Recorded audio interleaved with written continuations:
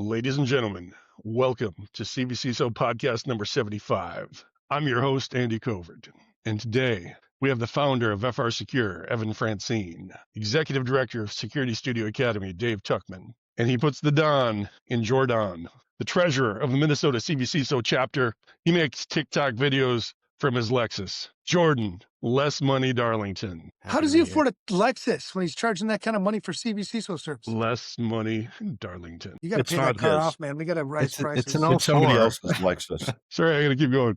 All right. Also today, we have a distinguished member of the CVCISO graduate community joining us, Richard Stroble. He is the CEO of Solutions Syndicate, LLC. Also, we have Joe Moldenauer. She is an associate security analyst and newly minted CISSP holder.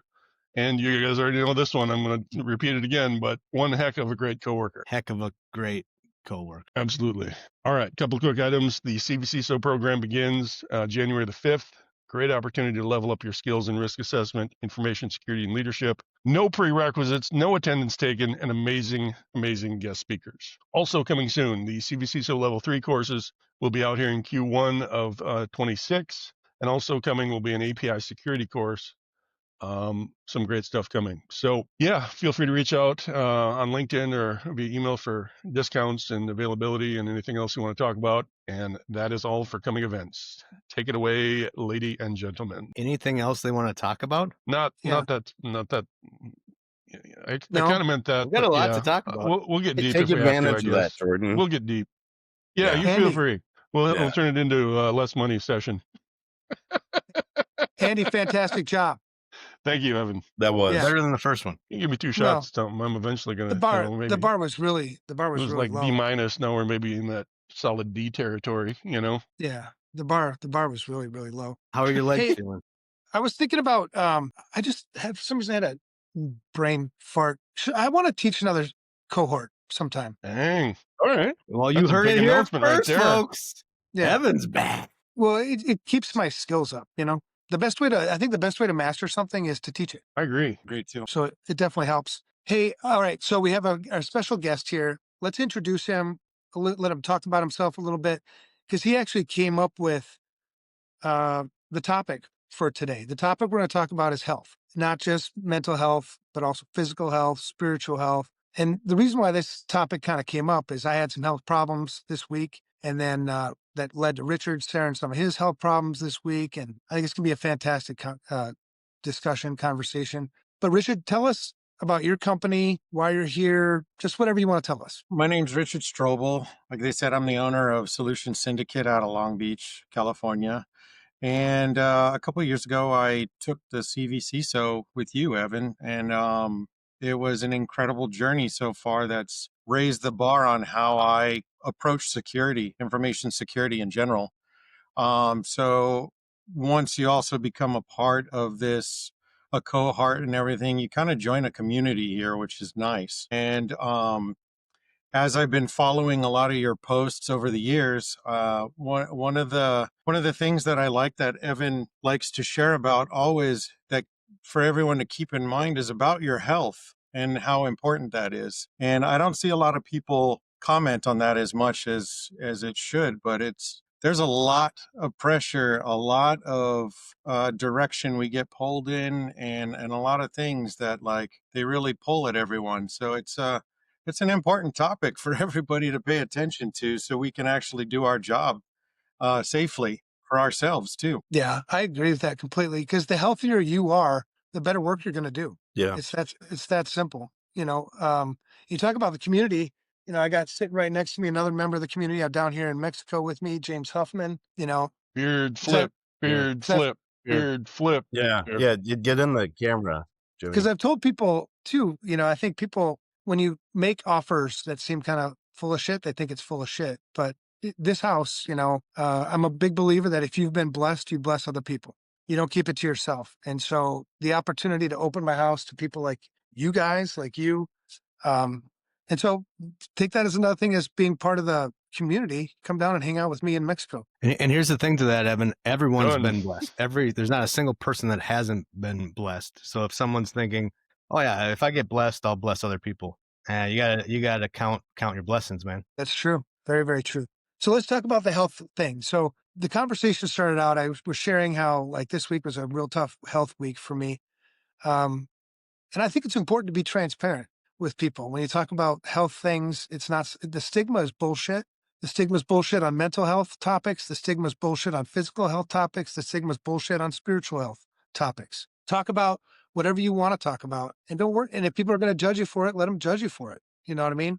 I have a small circle of people in my life that really matter. And I'm sorry, but the rest of the people just don't matter that much. So I share these things because, and I think the same thing with Richard, same thing with all of us. We share these things because we hope that'll give you confidence, that'll inspire you to live a better life, to be a better VCISO, to be a better father, to be a better whatever it is you do. I guess Joe's here, so a better mother too.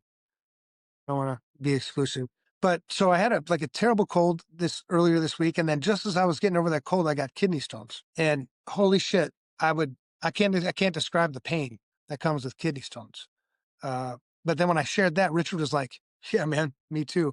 And we started talking about all kinds of health things. And so I was hoping that we could just have a discussion about health things that we've learned, maybe some of the interesting stories that we've had along the way. We also learned that both Richard and I have high blood pressure. We both take the same drug. We both take losartan.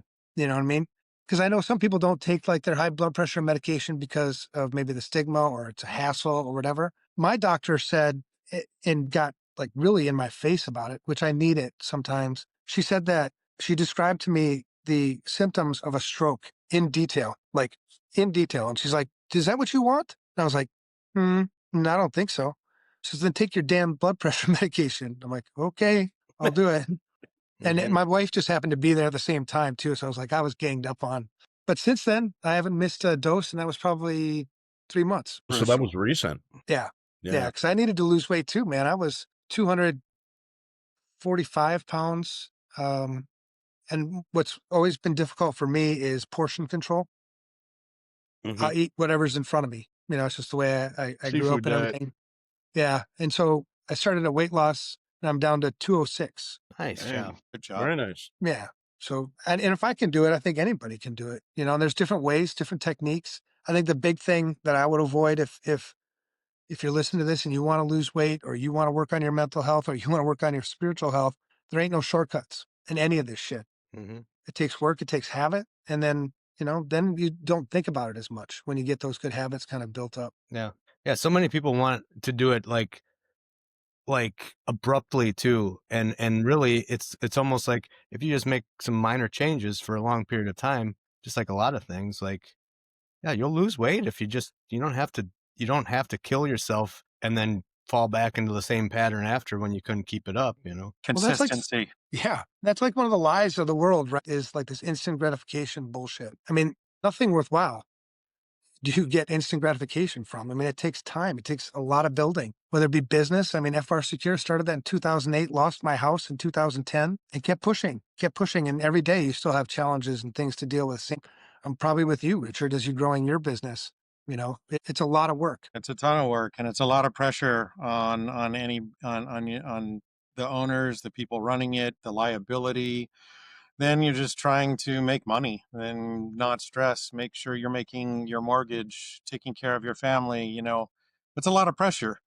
Those things start to add up, but it's not just one thing that you gotta be consistent about, is what I've learned. It's a lot of different things. You got to take time, whether it's to take a walk. It doesn't have to be crazy like you're saying, Jordan. Taking a walk and getting outside, getting your blood pumping. But be consistent about that. And then I've had to learn how to do breathing and meditations recently because of my high blood pressure. And these meditations and breath work I can physically see my blood pressure go down notches by doing a technique called box breathing. And that's just a simple technique where you inhale for 4 seconds, hold for 4 seconds, exhale for 4 seconds, hold for 4 seconds, and then just keep repeating it like a square.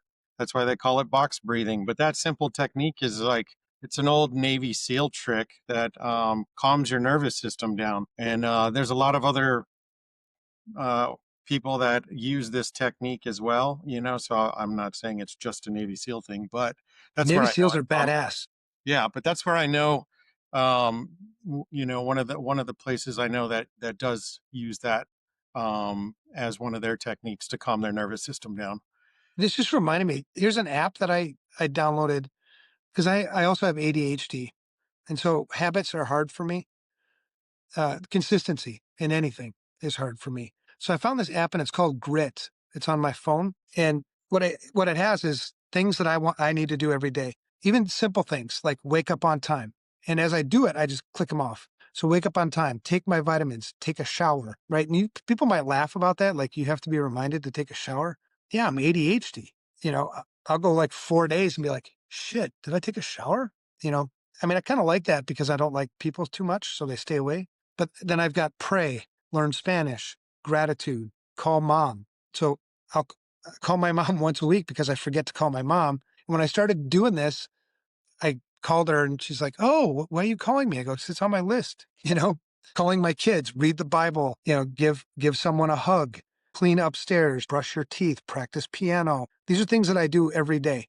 And I have them here to try to get myself into this. These are all healthy habits, like walk the dog is on here, for twice a day. So this is a good app if anybody's interested. It's called Grit. It's free. And I just go through and check things off every day. Just GRIT. GRIT. Yep. It's on the Apple store. Sounds tough. Cool, yeah. It's awesome. I have a very similar program called Insight Timer that does the same thing where I list out all the little things and I hit a little checkbox on, okay, I meditated this morning. Okay, I took 10 minutes to go outside and just unplug from all electronic devices and just breathe and get some air in. Okay, like I journaled, it's Yeah, very, very similar too. It is so helpful it for is. for your soul. Right. And one of the things, because sometimes I'll even forget about the app. And so I'll get to the end of the day and I'm like, oh shit, there's a whole bunch of things I didn't do. Don't beat yourself up about it. Just go on to the next day.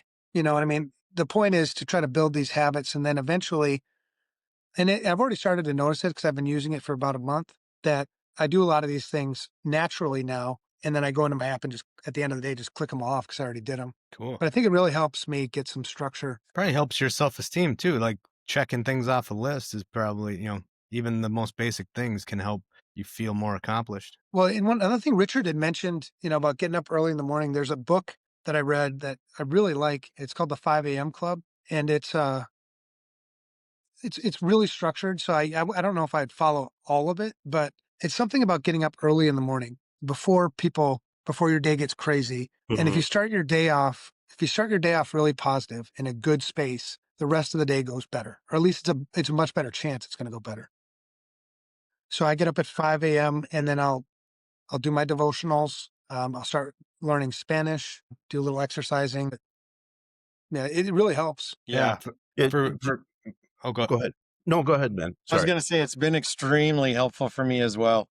I wake up, early like that too, and do my meditations. And I like watching the sunrise. I like feeling the sun come up in the morning. That bit of energy I get from that always puts me in just a really state of gratitude and grateful. And like I said, I like watching my family wake up and run around the house. And even if they're in a bad mood, I'm just happy to be there, to be honest. Yeah. Wake up another day and see it. Yeah. So, No, I was just going to say one of the things that you mentioned before we hit record was that doing these things has to come from within us. The apps help and everything, but until we kind of do that for ourselves. And the other thing is what's interesting about the app, and like you said, where having that external thing to remind you does help build that muscle memory behavior over time, even if you don't realize it's happening, but it'll drive you to start doing that, and then what was different now becomes more normal. Yeah, for sure. Well, and the black and white of it is healthy choices, good choices have benefits. Bad choices have consequences. Mm-hmm. So if you stack up your day and I have a whole bunch of healthy choices, those are all going to have benefits. They may not be right now, but there'll be benefits at some point. The bad choices, like if I don't drink anymore because it was really bad consequences for me.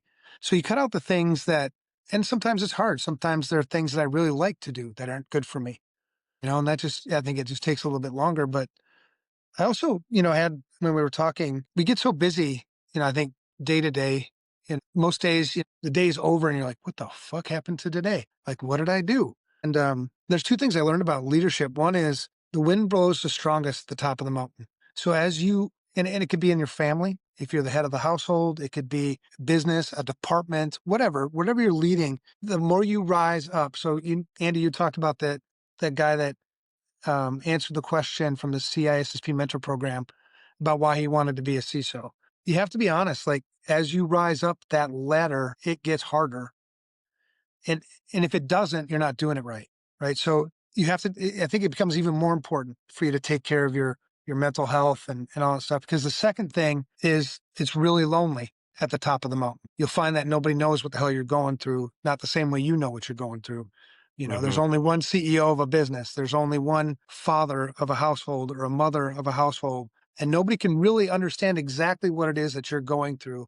And you have to understand that because that's something that you're going to have to supplement through some other mental health exercise and get comfortable with that.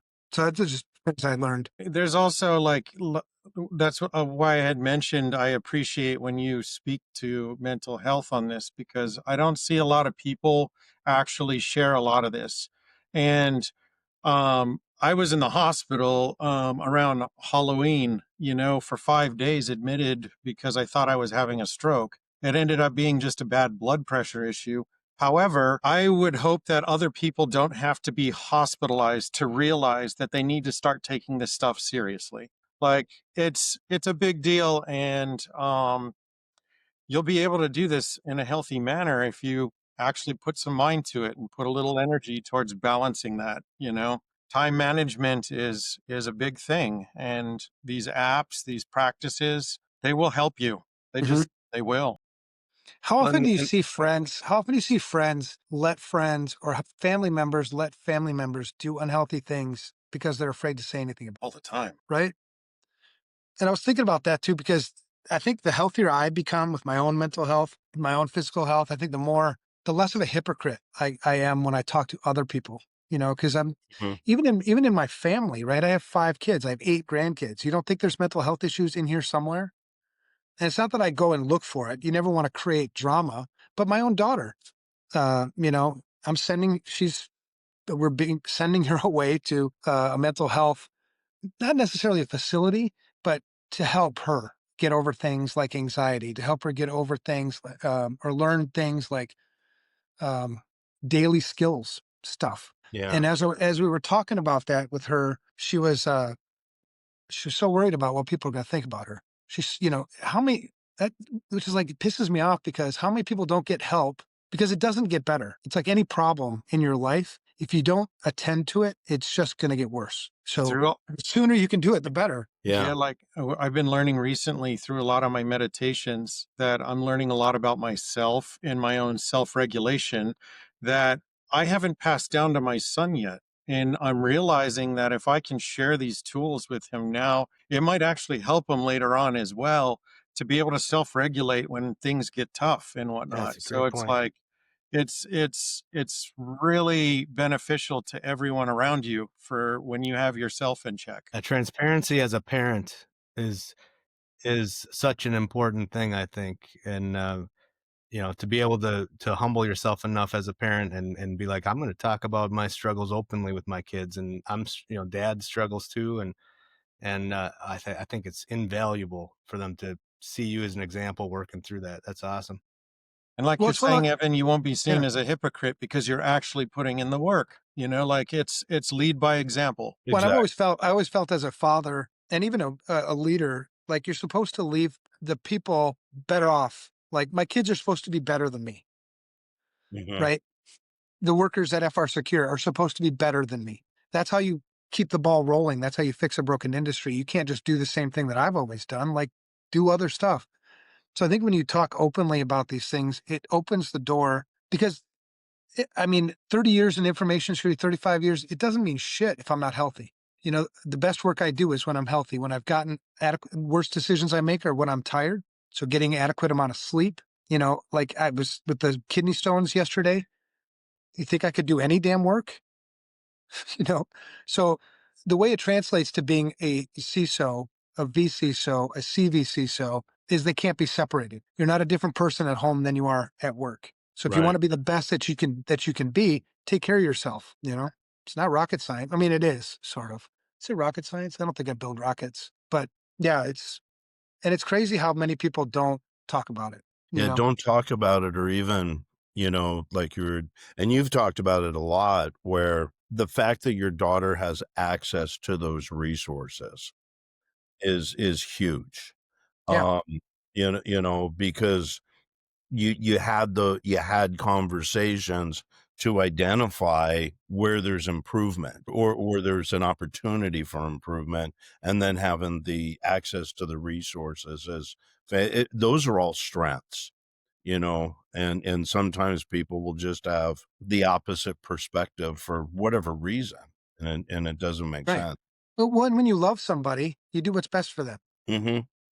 How would I be able to forgive myself if I just watched this continue and didn't do something about it, didn't say something, And yeah, sure, it's hard. There's discussions, but so many things in life are hard. And usually the ones that are the most benefit are are the hard Yeah. ones. So I'm excited for her. She's excited. The initial discussion I think was difficult to have, because the stigma again is bullshit. Like you think, well, there's something wrong with me, like I'm not good enough, or no, it's just a health issue we need to take care of. And we came to the realization, this was weird too, because me and my wife, this is the fifth kid. I came to the realization that I think the most dangerous, unhealthy thing in her life right now is actually me and my wife. I think there's a So, codependence. I think there's a codependence there. I think okay. it's an over reliance on us because she's the last kid. We generally don't give enough consequences. I think there's a lot of enablement there. I think sending her away, it's going to be awesome. And I told her in the same time, what your mom and I are going to do is we're going to go learn ourselves. Like, how do we, if it's a codependency, then we've got problems too. And we got to figure out how to deal with it. But I don't know. It's the right thing to do, I suppose. Yeah. That's the Well, difficult yeah. part about parenting too. It's an evolving animal that always Yeah. has to be, you're always having to kind of shift as it flows and figure out what's not working. Yeah. Yeah. But understanding that it's bidirectional those ways is Mhm. huge, you know. And being able to admit that maybe it's your fault, your own, and that's huge. That is huge. Most people can't do that. Yeah. Well, and then I've learned that when it is your fault, I mean, it's be about brutally honest, right? I mean, if you're going to treat the problem, you got to find the damn problem. And if the problem's me, then that's the problem.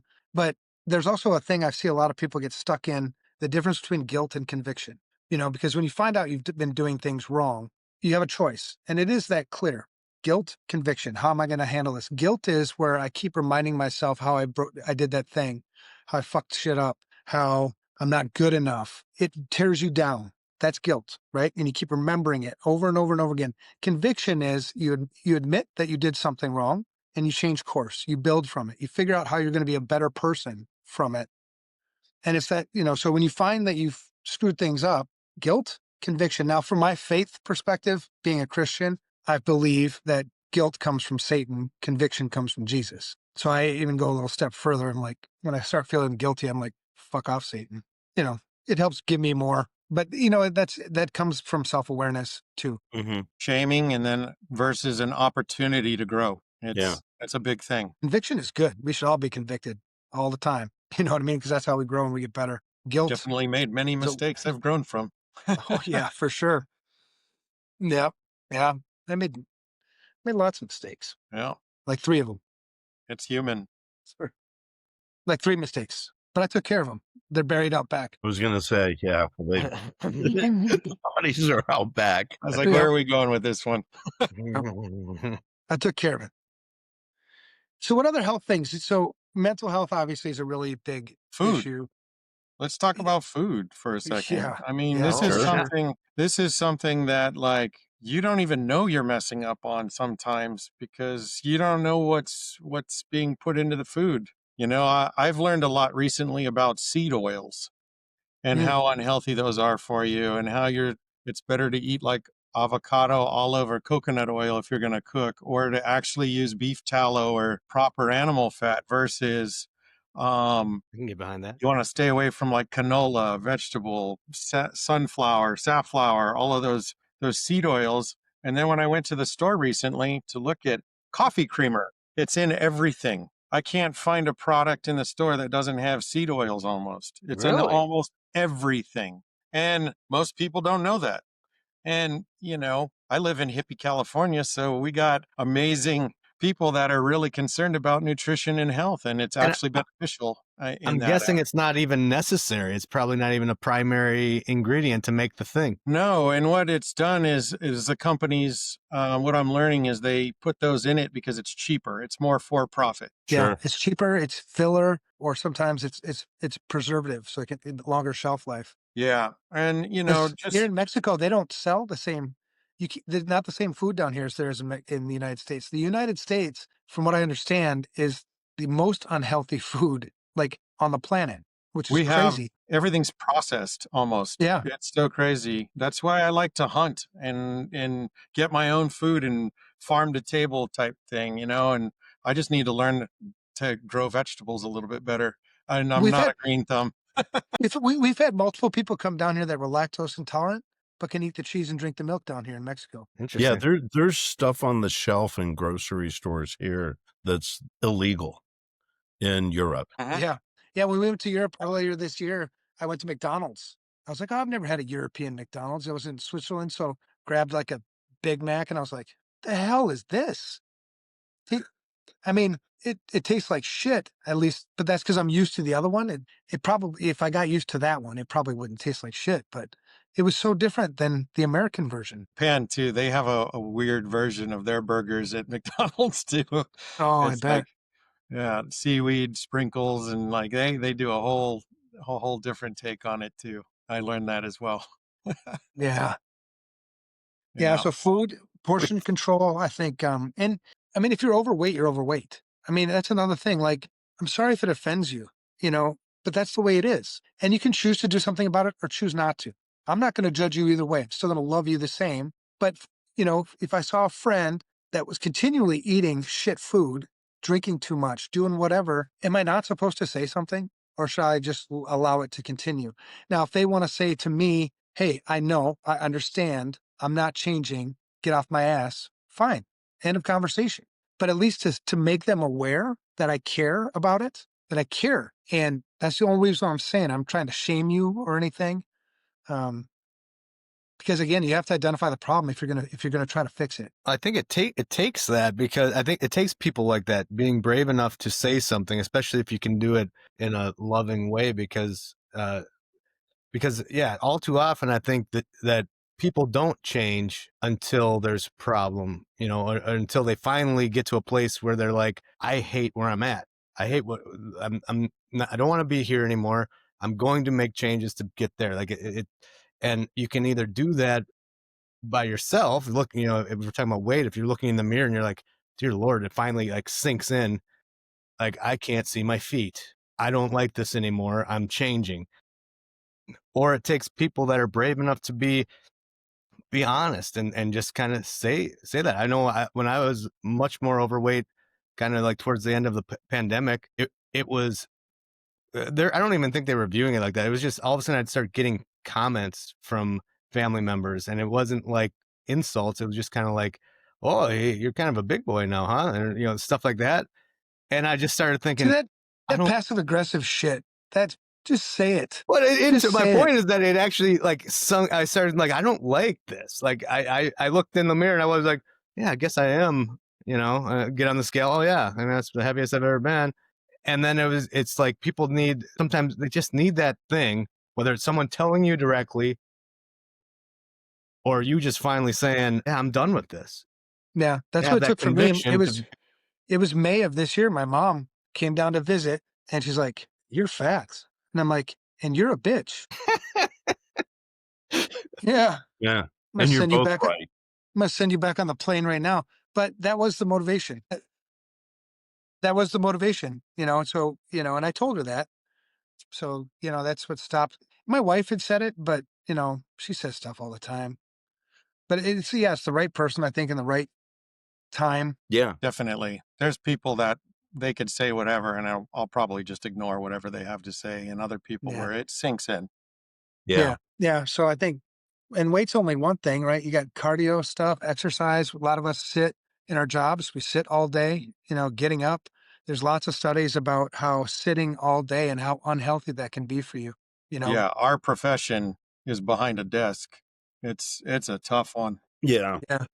When you talked about visceral fat, that's the fat around your organs. The more visceral fat you have, the harder your organs have to work, and It that's the also one that really kills. it also drives insulin resistance, which is where you're getting diabetes and hypertension and all of that stuff. It goes hand in hand with something called aldosterone, which that affects your body's ability to process sodium and whatnot, which is why they say stay away from salt when you're, have hypertension. It's because aldosterone and insulin resistance play together. Um, and I mean, a lot of people are doing the Ozempic fad, and yeah, I mean that's one way to do things. If you want, like, I'm trying to go more of a holistic approach, which is by intermittent fasting and cutting out sugars, carbs, seed oils, pretty much protein, vegetables, and some fats, healthy fats. And you can pretty much achieve what Ozempic does naturally by doing that. Right. Hitting autophagy in a fast starts releasing that human growth hormone naturally, but you know Ozempic kind of is what I'm told does the same thing, but you're just taking medicine and shortcutting it. Right. Is So Ozempic Yeah. is that the like shot? yeah. Yeah. Yeah. Yeah. There's Yeah. Ozempic, Monjaro, and a couple others. But well, that's the thing too. If you want to, because for me, I had to go get help. Hmm. You know, Obviously, I don't know how to eat well. So for me to try to just Google it and figure it out. So I had to go to a doctor. I had to go to a nutritionist. I had to figure out like what needs to change. I And luckily have a family member who's very versed in this, who has been helping me with it. I had to have help awesome. too. That's awesome. And so for listeners, it's another thing about the stigma, right? Don't go ask for help. It's not, Yeah. you know, Richard, did you start the fasting after the health scare or challenge that you had? Just a little bit before it, because I was already talking with my aunt, but I really kicked it in once I was released from the hospital on that, and I have fasted every day since, and I've hit anywhere between 16 and 22 hours every day since. good for you. So, and I'm down 20 pounds. Yeah. I've heard That's so awesome. much good stuff about intermittent fasting. And I'm feeling energetic. I'm doing good. I can, if I need an extra boost, I'll have like a protein shake that's low in sugar, because sugar is one of the big ones to stay away from during this process. But if you can do one of these type of like nutritional protocols, um, like this, not a crash diet either. I'm not talking a crazy crash diet, because those aren't sustainable. I've tried a few of those and I just bounced back, and now I'm yo-yoing, and it's just a waste of my time and money and my health. It affects you. So, trying to find something that's sustainable is, that actually you can have as a lifelong process, that you can do this. You can do intermittent fasting the rest of your life if you want. You can you can eat these healthy types of foods if you want. So it's you can do that in as much as you want within what you're capable of doing there. So Yeah. it's I don't have to eat only chicken breasts and broccoli for the rest of my life. There's variety. I can actually eat more than that. Yeah. Because some of those diets feel limiting. At least that's Yeah. from my experience, and that it just becomes very not fun. Well, and for And me, portion control was such a big thing. yeah, And I've noticed that since I've lost the weight I've lost, I can't eat as much anyway. yeah, your Oh, stomach will shrink, and that's one of the good things about it too. Is when that finally happens, your portion control will be what it's supposed to be. Yeah. Because I used to throw down some food. Oh, for sure. Like we went when we went on this cruise, and they got buffet all the time. And I was like, oh my God, I bet you I put on 8 pounds. I know. And I came back and I had actually lost 0.4 pounds. I was like, damn, all right. Cause I never felt hungry, Mm-hmm. but I think it was between the exercise and just the fact that my stomach had shrunk and I just don't eat as much as I used to. Yeah. I don't know. Yeah, that there's just a new balance as a Mhm. result of the changes that you've done. Yeah. I did lose a lot of money in the casino. As we all That's Yeah, why do. they so like you. Stupid You're gonna casinos. get another cruise out of this. I already did. I got 2. Bring them back. Oh, you did so good. They give you 2. Yeah. Yep.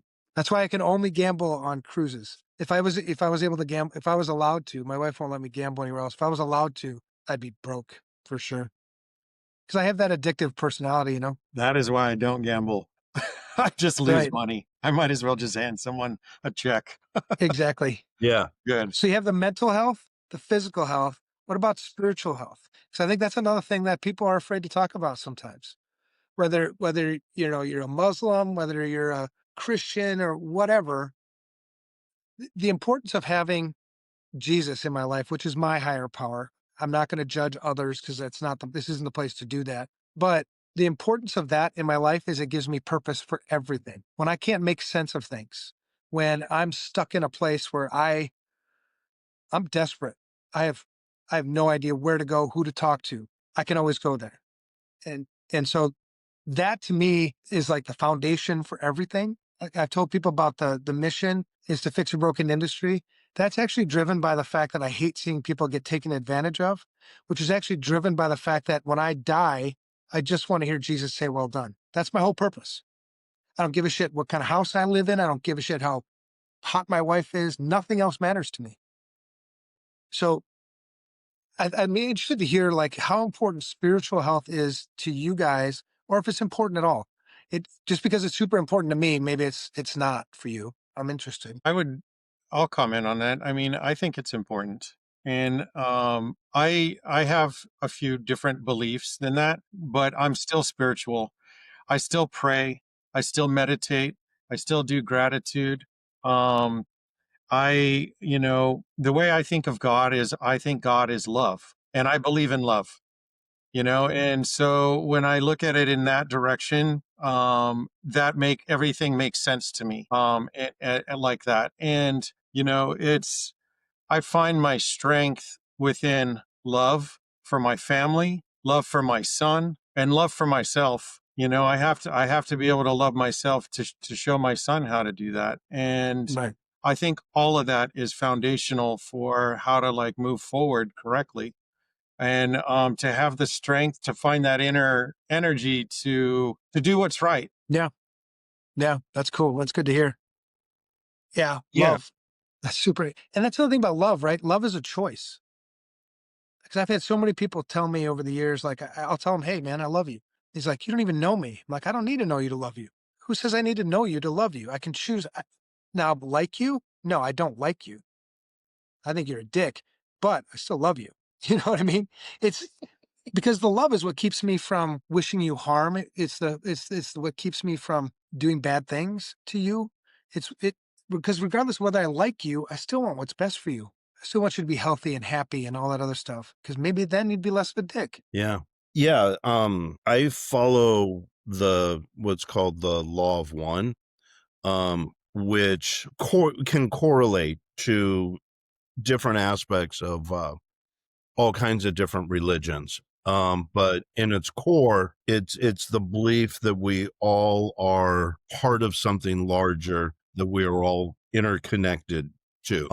It just all of us here, whether it's work, family, whatever, and you're given free will, and your two choices or your choice will fall into one of two buckets, and it's, are you doing service to others or are you doing service to self? And if you do service to others, you're still lifting yourself up because we're all connected in those ways. And that can totally correlate to how you describe, Evan, your relationship with Jesus, and Richard, how you correlate it to love. We're just using different words. But the interesting thing and how you bring that up is, to me, that's more the root than the physical and mental health, or a byproduct of those free will choices that you've made.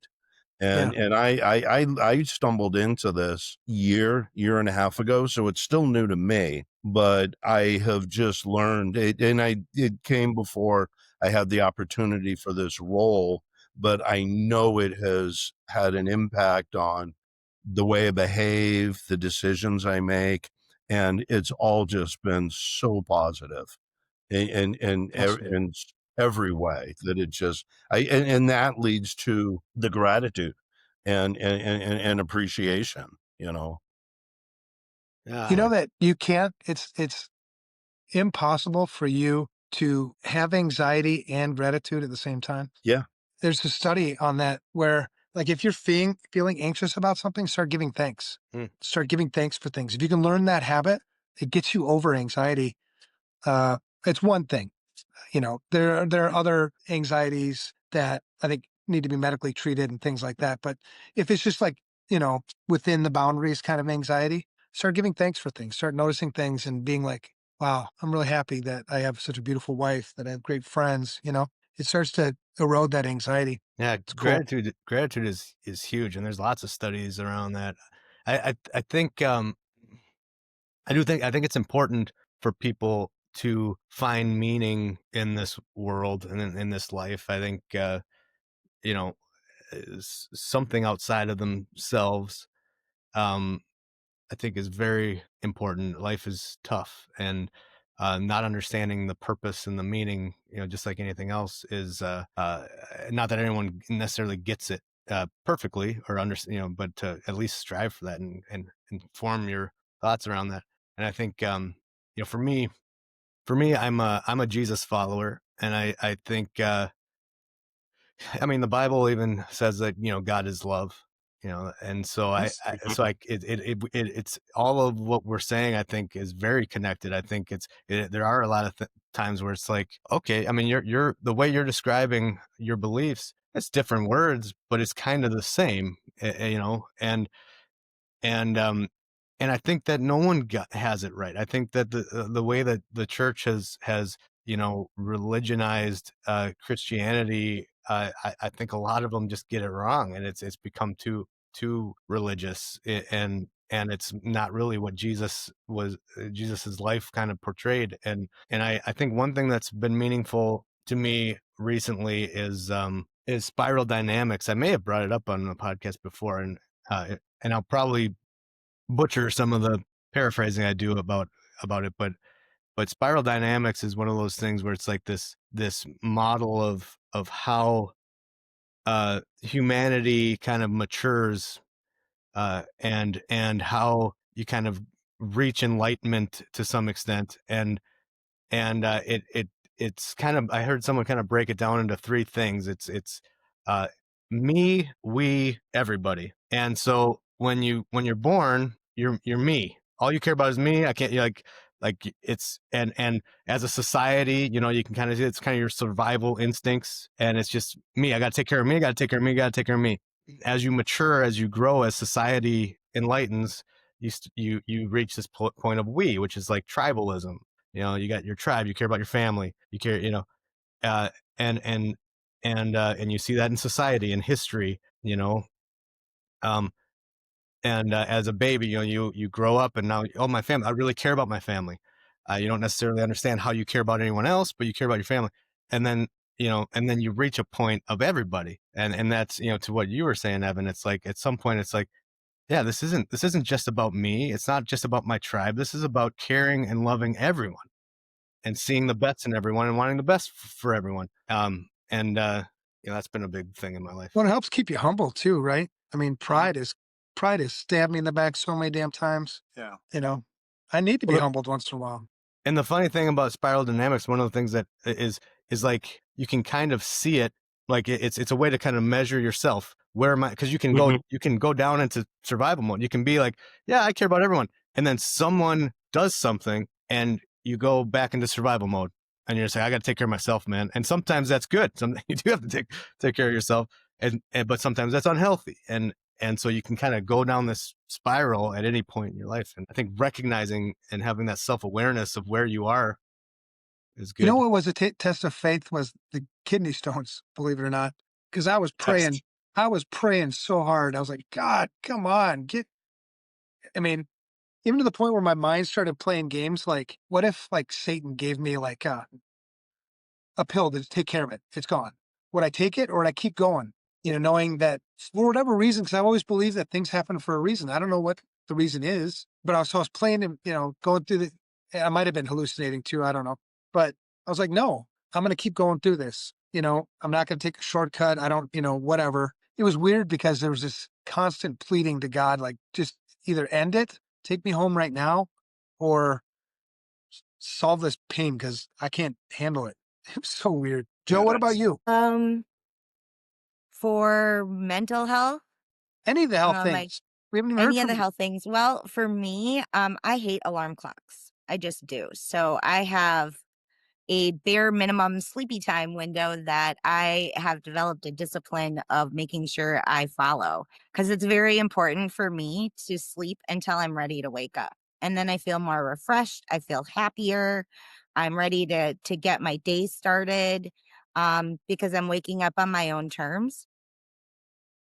And I have to agree with what Richard said about food, eating real food, and make, instead of relying on caffeine and fast food, is really important too, because not only does it give your brain some power, but it gives your body some power or some energy to keep moving and keep being creative and producing, regardless of whether it's work or family or, even just for yourself, doing your own fun things. That's awesome. And then when I feel sluggish, fun little fact about me is I like to dance it out. I There you will go. dance it out in the So does kitchen. I'll Jordan. dance it out in the living Yeah. room. I have a special, playlist that I like to dance it out. And it not only does it help my mental health by putting me in a better mood, but it really does give my brain that needed rest. So that's what I really like to do. Will you And share I your have to agree playlist? with you. I No, got to know. You got one no, song. What's it going to be to dance it out right now? no, You don't I'm have to not dance, telling. but what would that one No, song be? I'm not telling. No, that's We were, mine. we were just stressing how important it is to be transparent here. Yeah. No, One that's Direction, mine. Harry Styles. Oh my, you Dancing guys. Queen. Justin Bieber. No, um, you're gonna laugh, but one of my favorite bands is A Perfect Circle, and There you so go. Ah, We're not laughing. it's not always a fast-paced beat, but it's a smooth playlist. It Mhm. just flows, and so it just kind of, Well, this is a great segue to happy endings. it is. It is. So I have been looking at the happy ends. I had a happy ending for last week, but we couldn't make it. We didn't meet. Can we So do I two? tabled it for this week. Did you Okay. guys get a chance to take a look at it? I haven't looked at email for a while. Take a peeky in the chat, Okay. and you will find that I I wanted to see a talk link about now. the 2020 SolarWinds case that was dismissed by the SEC. Oh yeah, I did And a catch wind of lot this. of people had some mixed reactions on that. So the SEC officially called it a day. They tapped out of the SolarWinds case, and then they delivered what you would say would be kind of a legal equivalent of "that's all, folks."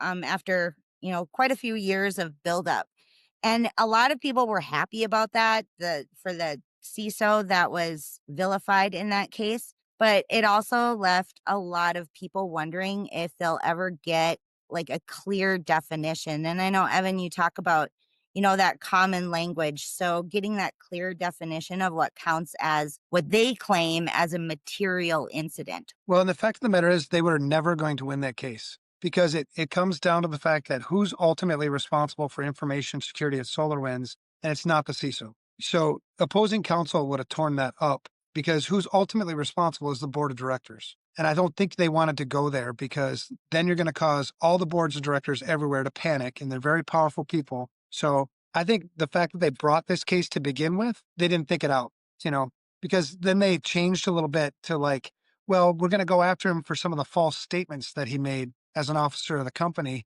But everybody was making false statements. So, it was the culture that was set by the board and the CEO. So it doesn't surprise me at all that it was dropped. When they first brought the case, I was like, how the hell are you going to win this? because you got the wrong person. I mean, talk to any lawyer, ask them who's ultimately responsible for information security in a business. It's not your CISO. It's not your CIO. So that's what they need to come out with. It's like, let's just call it the way it is. It's the board of directors. And so when there's a material breach like this, and you want to define whatever a material breach is, and there's negligence involved, hold the board of directors responsible, because that's where it is. And until they do that, we're not going to have accountability in this industry.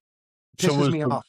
So was the root case that the CISO that they were going after the CISO? Yes. Okay. Yep. Tim Brown. And yeah, the CISO, I mean, I have my own opinion on how good of a CISO he is or whatever, but we preach the same thing in the CVCISO course. The CISO's job is really simple. There's a lot to it, but it's simple. You consult the business to make good information security risk decisions, and you implement those risk decisions. That's it. So if I consult the business, the board, the CEO to make these risk decisions, and they choose shitty risk decisions, that's not my problem. So you could take it step back and then be like, well, what if the CISO made shitty risk, advice? Recommendations or... Right. But even then, you hired him. He's your employee. So if you hired a shitty employee, that's still on you. That you can't get away from the fact that this is your responsibility. Right. And in the article, they did talk about the now famous SolarWinds 123 server password that sat on GitHub, like an open house for dirty, rotten attackers. They basically open source their own password. And, these CISOs, they're becoming a little, confused because they're stuck playing like what we call in the casino industry, like a nosebleed poker game. It's where in a nosebleed poker game, it's where the blinds are so big that it gives you a nosebleed. And it's kind of where they sit. Yeah. Wow. Yeah. It's until somebody comes right out and said, I mean, we can say it all day long. I've been saying it for years, but until the legal community enforces this, we're going to continue to have skirting responsibility across the board. SolarWinds itself was such a shit breach to begin with. I don't know. I've written about it and talked about, how the breach went down. There was one organization that was able to mitigate that breach, because when they said that it happened, everybody was like, oh, you couldn't mitigate this breach because they had gotten access to, SolarWinds source code and it was being pulled down to the servers. But there was one organization that did mitigate the breach, and that was the IRS. And the IRS mitigated that breach because they had egress filtering on the SolarWinds server, so there was no command and control. And so it was, and that's basic security 101 shit. I don't understand how anybody installs a firewall without egress filtering. It's there for a reason, and it's there to prevent, egress traffic. So when they asked, they in the Senate testimony, they asked Kevin Mandiant. Kevin Mandiant is FireEye Mandiant guy. I don't know if you remember how they found out about this breach. It was because FireEye found a whole bunch of their proprietary tools on dark web servers. So what does that tell you about FireEye's own egress filtering? How the fuck did you get that data out of there? They didn't mitigate the breach. So it's like, I don't know, you just call it the way you see it. That we have very powerful players in this industry who don't follow basic information security principles. And going back to why that is, there's nobody held accountable for it. Yeah. Yeah, that breach is a hot topic for me. Studied a lot about that one. You got me going a little bit. I don't know if it seems like a happy ending. I don't know if it seems like a happy ending or not. Well, there is a little statement in the article that says CISO shouldn't breathe any easier because they're still operating without clear standards. And Evan, you've been pushing a movement to create clear standards around this. So thank you. Oh, my pleasure, man. It takes all of us together, right? One guy can preach it as much as he wants, but if nobody's listening, and we should open ourselves up to challenge on this too. Like if somebody's listening and doesn't see it the same way, has a different point of view, a different perspective, say it. If we're going to solve really difficult problems, we need perspectives. Even though I get passionate about it and it may feel intimidating, still speak it. If there's something that you think is going to help fix a lot of the brokenness in this industry, accountability is one piece that if we could really nail that, it would change everything. Great point. You would have everything more on the same page. Oh, you'd have boards of directors asking about security on a regular basis. And what should a board of directors know? You should know risk. This is risk management. You should know where are your, if you can quantify risk, which we've got lots of ways to do that. Obviously, Security Studio is one way, but there are lots.